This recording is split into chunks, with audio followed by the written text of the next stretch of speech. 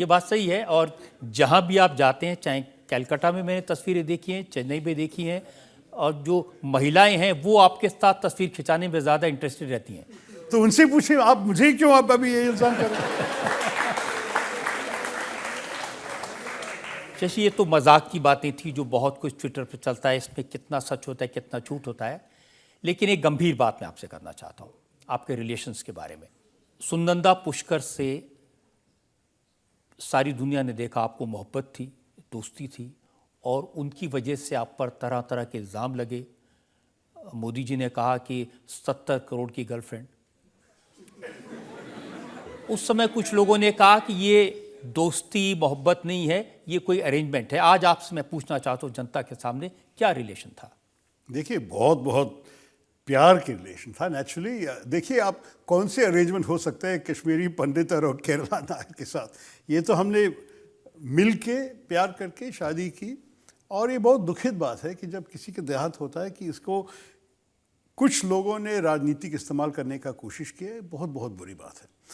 अंत में आपको पता है कि ये विषय अदालत तक पहुंचे, कई साल तक जाना पड़ा, और अंत में जज इसको बिल्कुल थ्रो आउट करके कहा कि ये क्या बकवास है।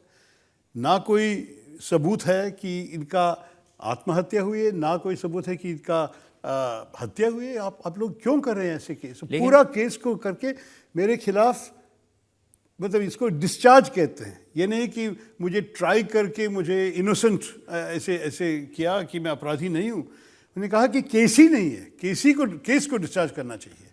शशि, जिसका ऐसा स्कॉलरली बैकग्राउंड हो, पब्लिक लाइफ हो, इतना रेस्पेक्ट हो, लोगों का प्यार हो, उस पर जब इल्ज़ाम ये लगे कि उन्होंने अपनी वाइफ का मर्डर किया है, हत्या की है, तो आप सोचिए कैसे लगेगा आपको।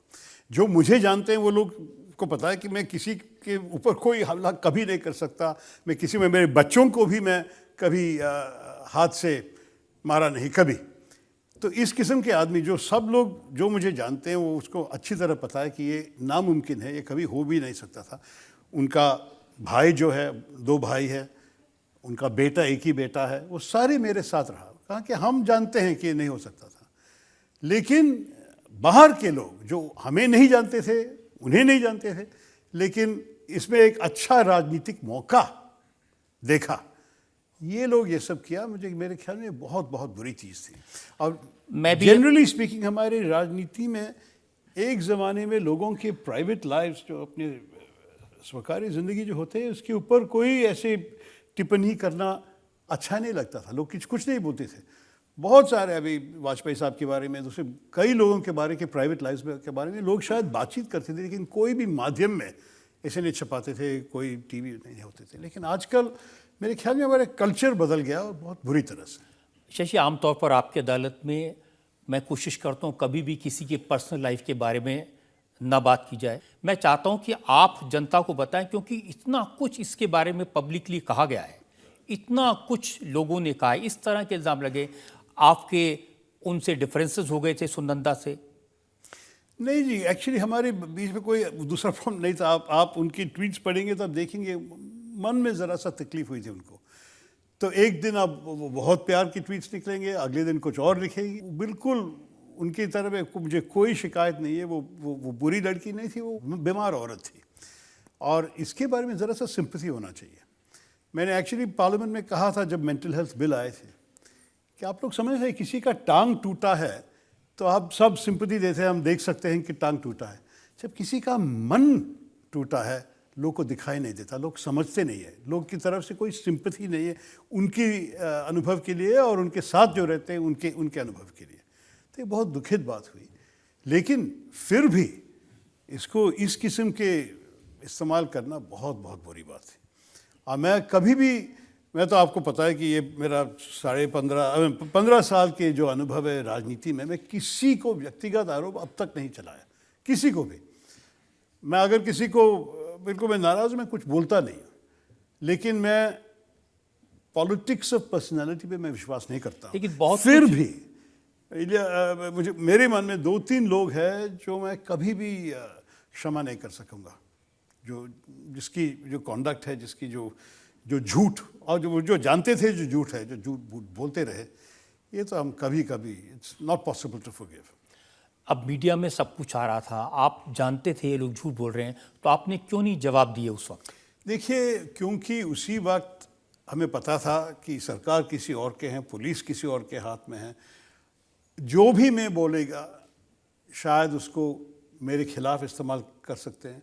लॉयर्स ने कहा जो भी आपको बोलना है आप पुलिस को बताइए और एक दिन अगर ज़रूरत पड़े तो अदालत को बताइए, लेकिन बेहतर है कि आप बिल्कुल माध्यमों को कुछ नहीं बोलिए, क्योंकि बोलने से ये विवाद अलग हो जाएगा। मुझे अब तक मेरे मन में मैं 100% कन्विंस नहीं हूँ, 100% मैं नहीं कहूँगा ये ठीक था स्ट्रेटजी, लेकिन लॉयर्स अभी भी मुझे कहते हैं कि अच्छा हुआ कि आप कुछ नहीं कहा, कि ये विवाद को माध्यमिक विवाद नहीं बनाया, कि आप सिर्फ पुलिस। और अंत में पुलिस का जो रिपोर्ट है वो क्लियर है कि उन्होंने लिखा है कि मुझे मेरे तरफ से 100% कोऑपरेशन मिले उसके। मैं कोई भी जो भी वो मांगा मैंने दे दिया।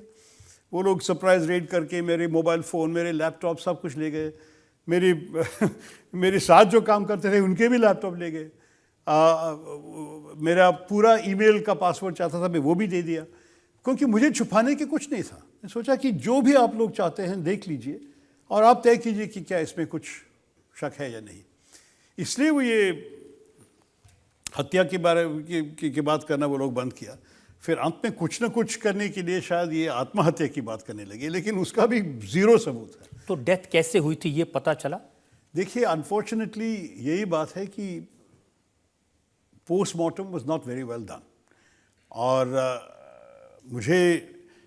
मैं ज़्यादा ऐसे डिटेल्स में आना नहीं चाहता हूँ, क्योंकि अब तो ये मेरे मन में ये चैप्टर बंद हुआ है और ऐसे ही रहना चाहिए। लेकिन हमारे देश में एक फोरेंसिक साइंटिस्ट जो पद्म विभूषण मिला है उनको, वो ये पोस्टमार्टम के बारे में अखबार में पढ़ के वो मंत्रियों को, सरकार को एक चिट्ठी लिखा जिनकी कॉपी मुझे पहुंचा है।